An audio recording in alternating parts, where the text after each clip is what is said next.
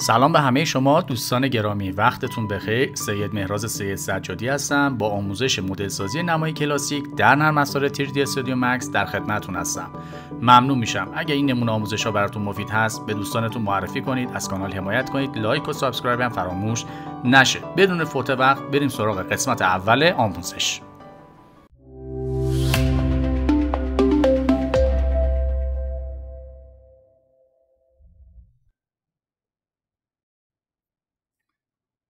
خب برای مدل سازی یک همچین نمونه هایی من معمولا از اسپلاین ها کمک میگیرم. مقاطعی رو که مد نظرم هستش رو رسم میکنم و با استفاده از مودیفایر هایی که داریم اونها رو تبدیل به حجم میکنم. مثلا توی این نمونه من الان دور تا دور این قسمت از آرک رو، البته قطعات رو به صورت تیکه تیکه میکشم، رسم میکنم و با استفاده از مودیفایر اکسترود بهش حجم میدم. منتها قبلش حتما چک میکنم ببینم گره هایی که میبایستی در واقع با هم دیگه همباد باشن حتما در راستای مناسب قرار گرفته باشن. چک میکنم ببینم که به چه صورتی قرار گرفتن. ممکنه که نقشمون نقشه دقیقی نباشه، بنابراین اون چیزی رو که به چشمم میاد رو حتما چک میکنم که دوباره کاری نباشه و برگشت به عقب نداشته باشم توی کارم اگر به مشکل برخوردم.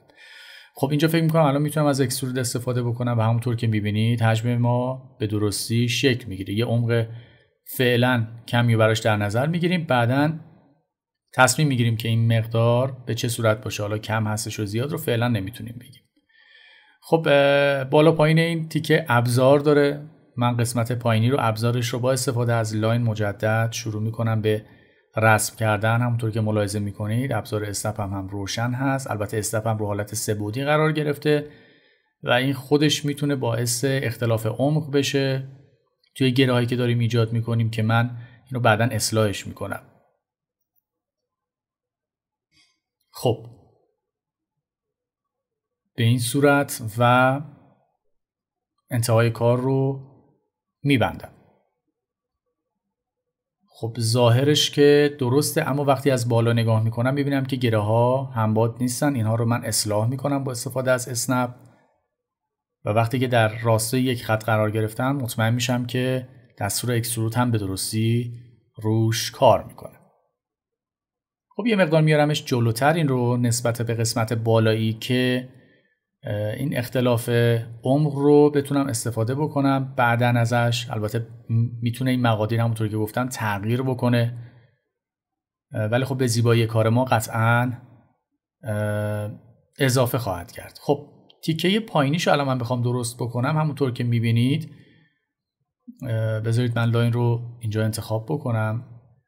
از اینجا شروع شده، منتهای مراتب اینجا دیگه من به سمت بالا نمیرم، بک اسپیس میزنم برمیگردم، چون قراره که این آرک رو هم ایجاد بکنم.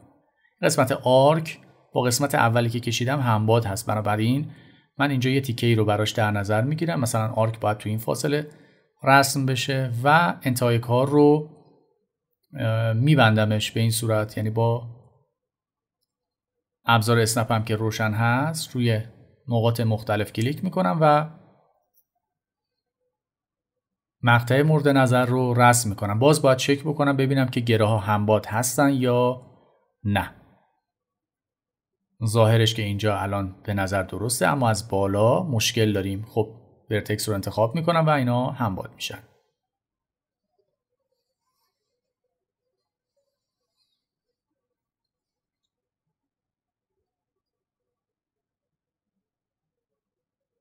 گره‌ای هم که احساس میکنم ممکنه مشکل داشته باشه از نظر ارتفاع، اینا رو هم چک میکنم که بتونم همینجا برطرفشون بکنم. خب به نظر میرسه که اینجا مشکلی نداره. حالا این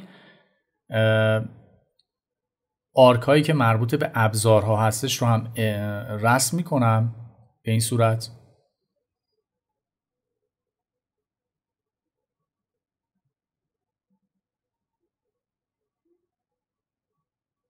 بله و انتخابشون میکنم، کار رو ایزوله کنم. بهتره که این نمونه رو یک مقدار دنبالش رو بیشتر کنیم که از اسپلاین پایینیمون عبور بکنه، چون میخوایم از دستور تریم استفاده بکنیم و احتمالاً تو این حالت راحت‌تر میتونیم استفاده بکنیم. و اینا رو با هم دیگه اتچشون میکنم، تو حالت اسپیلاین قرار میگیرم و ابزار تریم رو الان میتونم انتخاب کنم. مثلا این تیکر رو نمیخوایم، اگر روی اینا کلیک میکنید میبینید اعمال نمیشه، کنترل زد بزنید و انتخاباتون رو تغییر بدید. میبینید الان من ابتدا اون دنباله ها رو انتخاب کردم و بعد قسمت وسط رو و به راحتی تریم انجام شد. حتما نقاط همپوشانی رو هم ولدشون کنیم که مشکلی ایجاد نشه. تیک آداپتیو رو هم میزنم که حالت کرو به درستی ایجاد بشه. خب تو اکسترود نگاه میکنم، میبینم که بسیار عالی، تا اینجا که مشکلی نیست و شکل به درستی ایجاد شده. خب حالا برای اینکه آرک رو به درستی بتونم ایجادش بکنم، این دوتا اسپیلاین رو با هم دیگه اتچ کردم. اجازه بدید که ما اینها رو تو حالت ایزوله انتهای کار رو ببندیم. به این صورت باز باید گره های همپوشانی شده رو بهشون ولد بدیم. اگر هم این کار رو نکنیم در واقع حجم شکل نمیگیره و به صورت پوسته ایجاد میشه. ببینید من الان اکسترود رو اینجا بخوام بهش اعمال بکنم، ببینید که اینجا حجم شکل نمیگیره و یک پوسته ایجاد شده که این اشتباهه. خب کنترل آ میزنم و روی ولد کلیک میکنم. خب این حجم هم ایجاد شد. باز یه مقداری من اینو میارم جلوتر قرار میدم. بسیار عالی. حالا میتونیم عمقش رو یک مقداری هم دستکاری بکنیم، مثلا با ادیت پولی من این گره های بیرونیش رو سلکت بکنم و یه مقداری خودم به صورت چشمی فعلا این رو ببرمش عقب‌تر، بعدا اینها رو دقیق‌تر تنظیمشون میکنیم. خب ما یه ابزار دیگه هم داریم، این ابزار رو هم داریم و البته من الان تصمیم گرفتم که این ابزاری که این قسمت آرک رو یه اصلاحی توش انجام بدم. به نظرم این تیکه رو من پاکش بکنم و یه مقدار اینها رو، این گره هایی که تو این قسمت قرار گرفته رو من ببرمشون عقب‌تر و آرک مورد نظرم رو اینجا اعمال بکنم و از اینجا در واقع انگار اون آرک ایجاد شده باشه. یه مقداری در واقع بردیمش عقب‌تر. خیلی لازم هم نبوده، ولی خب من فکر میکنم که این رو الان اگر اصلاحش بکنیم بهتر باشه. اتچ رو میزنم، این دوتا رو با هم دیگه اتچ میکنم. یک اختلاف عمقی وجود داره، این رو اصلاحش میکنم با استفاده از ابزار اسنپ. مجددا گره‌های همپوشانی شده رو ولشون میکنم. خب حجم که درسته الان مشکلی نداره، الان ابزار رو هم راحت‌تر میتونم ایجادش بکنم. هدف من این بودش که این ابزاری که ایجاد میکنم رو بعداً بتونم روش مثلا فرض کنید ادیت پولی بدم و روش یه در واقع ویرایشی انجام بدم. اگر خواستم جزئیاتی انجام بدم به راحتی بتونم این کار رو انجام بدم. خب ببینید این در واقع زیر این آرک بزرگ ما داره ایجاد میشه. خب من الان میتونم به راحتی مجدد اینها رو با هم دیگه اتچشون بکنم. انتهای کار رو میبندم. حالا با دستور کانکت یا با کرییت لاین فرقی نمیکنه، این کار رو انجام میدم. مطمئن میشم که گره ها همپوشانی، اونایی که همپوشانی دارن حتما با هم دیگه ولت میشن به این صورت و بعد تبدیلشون میکنم به حجم. حالا میتونم تیکه مربوط به آداپتیو رو هم بزنم که حالت کروش بهتر دیده بشه. چک میکنیم ببینیم که حجم شد که بله.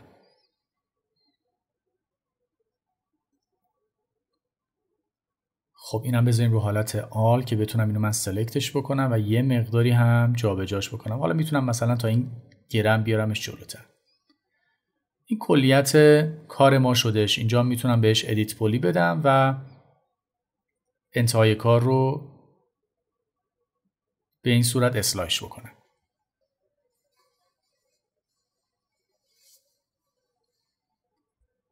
خب این تا اینجا نگاه بکنیم ببینیم مشکلی موردی چیزی داره یا نه. برای قسمت بالام همینه. روش ما در واقع به این صورت هستش که سعی میکنیم مقاطع رو مثل اون چیزی که توی نقشه هستش تا جایی که البته نقشه درست هستش اونها رو رسم بکنیم و تبدیل به حجم سه‌بعدی بکنیم. این میشه کلیت کار. من انگار دارم پوسته ساختمون رو، پوسته اصلی ساختمون رو مدل میکنم و میخوام به اون حجم اصلی برسم. خب چک میکنیم احتمالاً یه سری گره ها ممکنه که باز همباد نباشن مثل اینها رو من اصلاح میکنم. اگر خط کجی وجود داشته باشه که نشان از اختلاف ارتفاع گره ها باشه، اونها رو همینجا بایستی اصلاح بکنیم و بعد بهش اکسترود بدیم. اینها رو حتما سعی کنید که لحاظ بکنید. خب من باز حجم رو چک میکنم و اینو یه مقداری میارمش جلوتر. ببینید دیگه از هیچ پلاگین و اسکریپتی قرار نیست استفاده بکنیم. عین همون چیزی که توی نقشه است رو با استفاده از دستورات خود نرم افزار ایجادش میکنیم. خب بریم سراغ قسمت بعدی.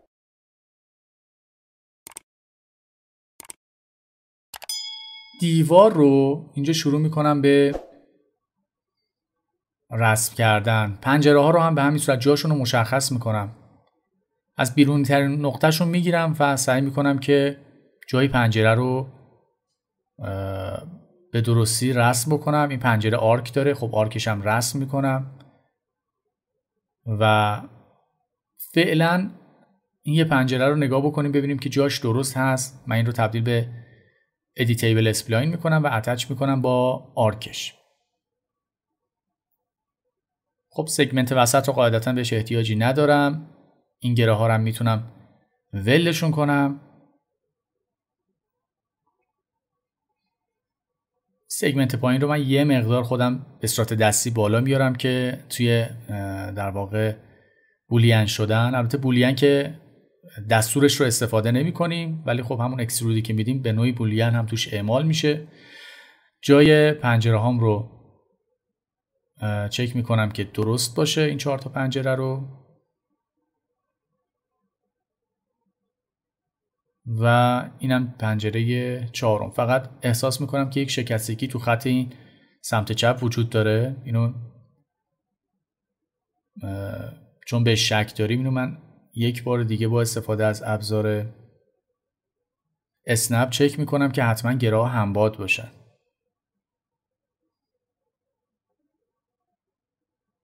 بسیار عالی.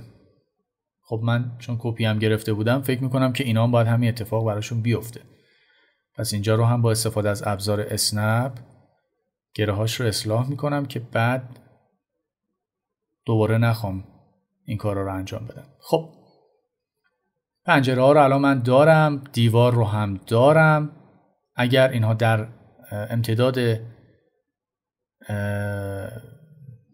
در واقع همباد قرار گرفته باشن، با همدیگه به صورت همباد قرار گرفته باشن، یعنی توی یک راستا باشن، به راحتی میتونم از دستور اکسترود استفاده بکنم. اتچ مالتیپلایر رو میزنم و اینها رو با همدیگه اتچ میکنم و بعد بهشون اکسترود میدم و میبینم که حجم به درستی اعمال میشه. ببینید اون قسمت پنجره که الان خالی شده ما دستور بولین استفاده نکردیم، اما خب روی حالت اسپلاینا خودش به راحتی اعمال میشه. من اینا رو میبرم پشت نقشه تا نقشه رو بتونم روی کار ببینم و تصمیم بگیرم ببینم که کجای کار بایستی کار بکنم. خب اینجا الان روی سطح مقطع بیایم کار بکنیم. این مقطعی که اینجا قرار گرفته به غیر از آرکش بقیه چیزاشو میگیرم میکشم، آرک رو هم اعمال میکنیم. اینجا اگر نتونستید کلیک بکنید و به درستی در واقع انتخاب بکنید، کافیه اسنپ رو خاموش بکنید. مثلا اینجا الان مال من روشنه و میبینید دیگه یه مقداری اذیت میکنه. من اسنپ رو خاموش میکنم و بعد اینجا دوباره اسنپ رو روشن میکنم و انتهای کار رو میبندم. حالا شروع میکنیم به همباد کردن گره ها. اینجا هم یه آرک براش میکشم. خب این دوتا اسپلاین رو انتخاب میکنم، چک میکنم که روی یک خط باشن که میبینید الان من از بالا دارم نگاه میکنم و درسته، مشکلی نداره. اینو بایستی با هم دیگه اتچ بشن. این سگمنت رو در واقع بهش کاری ندارم، اتچ رو خاموش کنم. اینجا سگمنت رو بهش کاری ندارم و گره هایی که تو این قسمت قرار گرفتن رو با هم دیگه ولشون کنیم. خب سطح مقطعمون ساخته شد. حالا من به یک مسیر نیاز دارم که بتونم این سطح مقطع رو در امتداد اون حجم بدم. اگر من مسیرم رو مثلا به این صورت، به صورت صاف رسمش بکنم، چیزی که الان اینجا هستش، همونطور که ملاحظه میکنید. الان سطح مقطعش هم انتخاب بکنم و ایزولش بکنم، میتونم از دستور مثلا سویپ استفاده بکنم. البته یه ایرادی داره این کار، من میخوام ایراد رو نشون بدم و بعد برم سراغ اصلاحش. این سطح مقطع رو زمانی که ما بهش اعمال میکنیم، این سطح مقطع متفاوت میشه از اون چیزی که توی نقشه هستش و این نشون میده که ما 2 تا خط باید به این صورت بکشیم. البته من تو فضای سه‌بعدی دارم میکشم و این خطا خب کج و کوله میشه، اشکالی نداره. اینا رو من اصلاحش میکنم، مثلا از نظر ارتفاع و روی محور X. حالا یه مقدارم کوچیکش بکنیم، همین اتفاق برای خط اونوری هم بیفته. میتونستیم از این خط هم کپی هم بگیریم.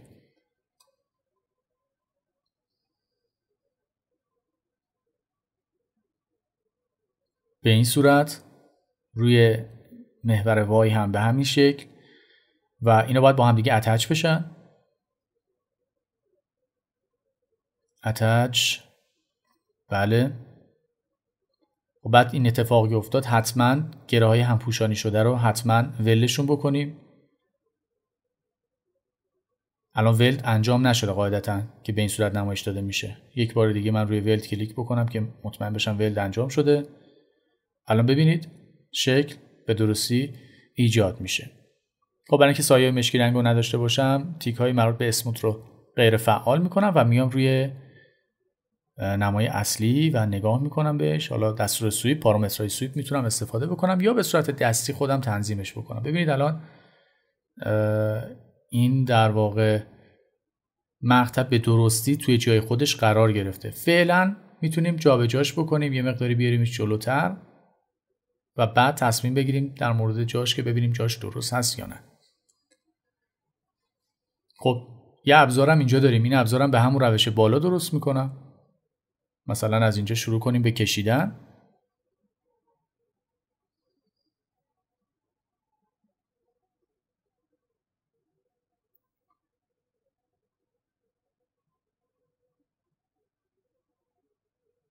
من یه گره رو به عنوان، حالا برای اینکه بتونم راحت‌تر روش کلیک بکنم انتخاب میکنم و حالا باید چک بکنیم مطمئن بشیم که اولا گره اضافه رو من پاک بکنم، این 2 تا گره رو با هم دیگه همبادش بکنم و بعد اگر نیاز به ولد داشته باشه حتما این کار رو براش انجام بدیم و بعد هم مسیری که مد نظرمون هستش رو بایستی رسم بکنیم. مثلا از اینجا تا انتهای همین خط. خوبه. انتخابشو میکنم، این رو ایزوله میکنم، سطح مقطع رو کنار میکشم که راحت‌تر بتونم کار بکنم و مجددا دستور سویپ. منتهای مراتب اینجا دیگه دوباره همون اشکال رو، ایراد رو نداشته باشیم. من میتونم به جای این خط از رکتنگل هم استفاده بکنم. حالا من رکتنگل رو کامل میکشم، 2 تا قسمتش رو حذف میکنم، ولی شما کلا میتونید رکتنگل بکشید و یکی از اضلاعش رو وردارید و تبدیل میشه به همون چیزی که مد نظرمون هستش. من فقط برای اینکه نشون بدم اینجا در واقع از این روش هم میتونید استفاده بکنید و ایرادی توی کارتون به وجود نمیاد. 2 تا خط موازی اینا با هم دیگه اتچ بشن با مسیری که در ابتدا کشیدیم و گره های مربوطش هم که تو رؤوسش قرار گرفته اینا با هم دیگه ولد بشن. خب حالا از دستور سویپ استفاده میکنم و همونطور که میبینید مقطع به درستی ایجاد میشه و به نظر میرسه جاشم درسته. من چک میکنم. بله. خب باز یه مقداری این رو جابجاش بکنیم. فعلا مثلا یه مقداری جلوتر قرار بگیره تا بعد جای اصلیش رو درست کنیم.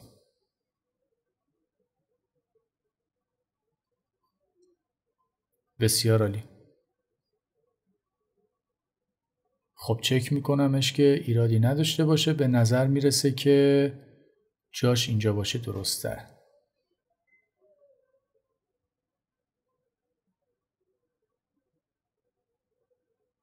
به نظر میرسه که این شکلی فعلا بهتر. خب من از این 2 تا سطح مقطعی که کشیدم من میتونم کپی بگیرم.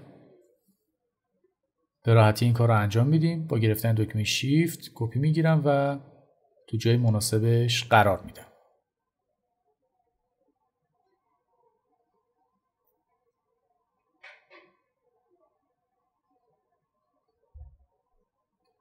خیلی خوب، این تا اینجای کار.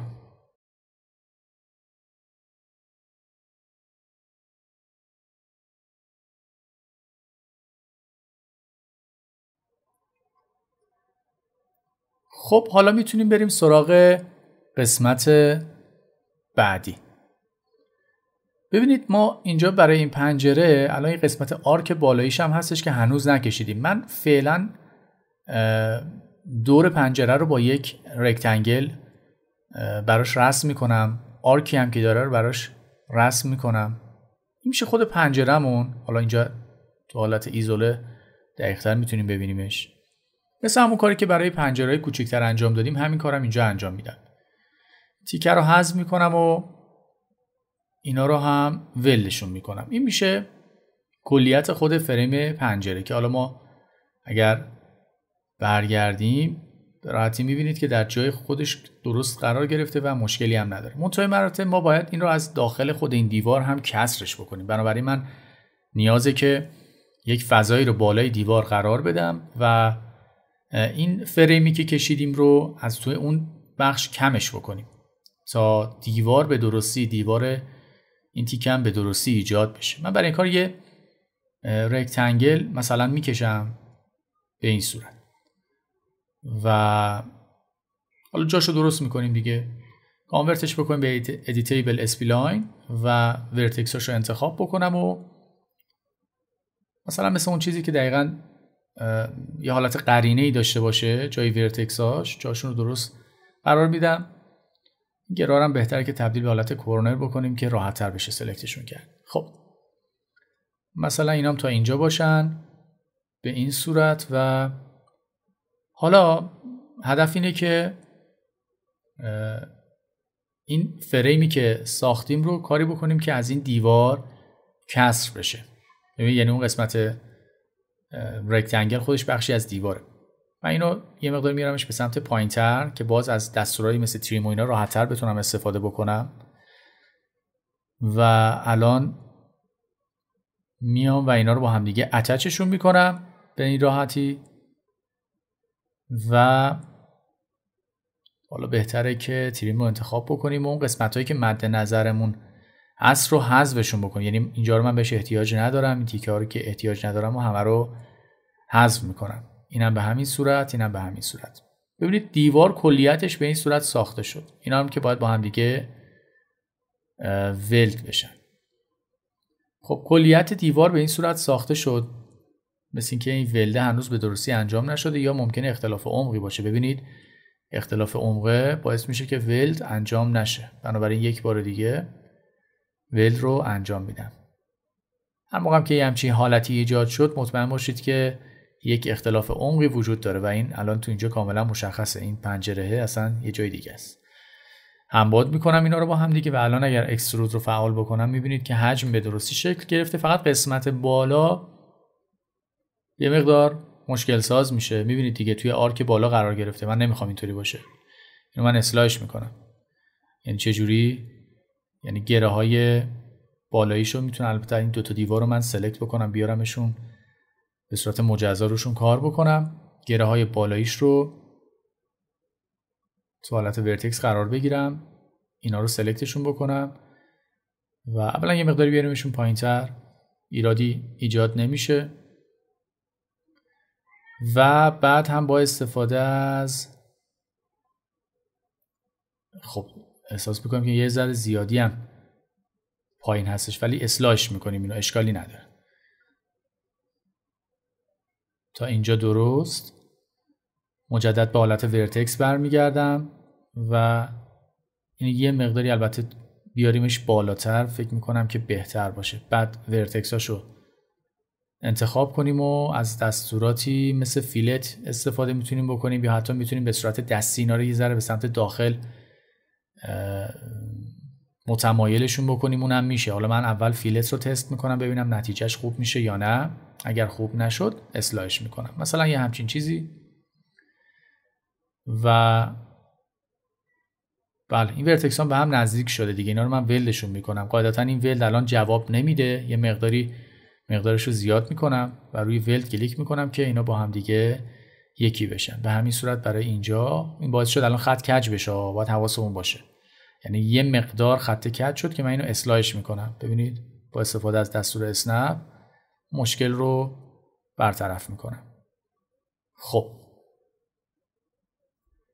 بریم و تیک آداپتیو رو هم فعال بکنیم و کار رو ببینیم. به نظر میرسه که الان درست باشه. برمیگردم و همونطور که میبینید اون فضای خالی دور فریم پنجرمون هم به راحتی و البته به زیبایی هم پر شد و مشکلی هم نیست. خب البته این قطعاتی که ساختیم خب عقب جلوی بودنشون رو ما بایستی بعداً اصلاح بکنیم و فعلا خیلی تأکیدی روی این نداریم تا بعداً بتونیم بقیه حجم رو هم کامل بکنیم و تصمیم بگیریم که جای درست اینا کجا میتونه باشه. خب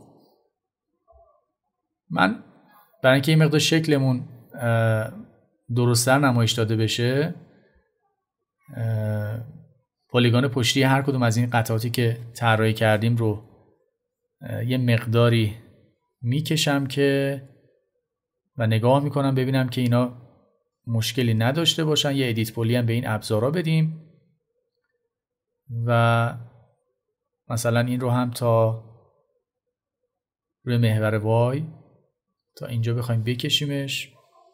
اوکی به نظر میرسه که بد نباشه و برای قسمت بعدی هم به همین صورت. خب مقاطع رو هم که کشیدم فعلا کنار میذارم.